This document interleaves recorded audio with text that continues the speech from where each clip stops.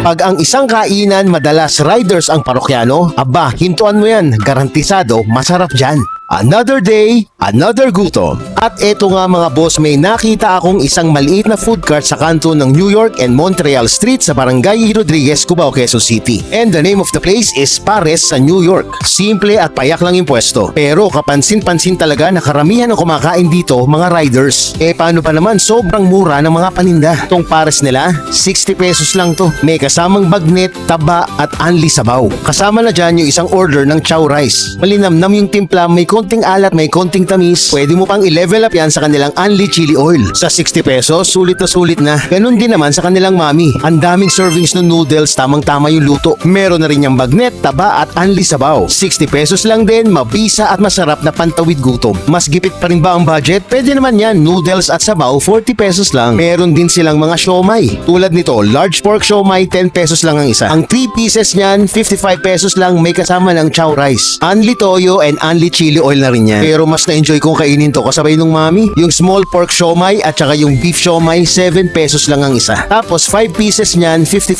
pesos din, may kasama ng chow rice. O diba, sobrang sulit dito. Again, matatagpuan sila dito sa kanto ng New York and Montreal Street. Open sila from 9 AM to 5 PM or minsan kung kailan mauubos yung paninda. Hanapin nyo na lang si Kuya Chris. Okay, punta na kayo sa may Paris, New York.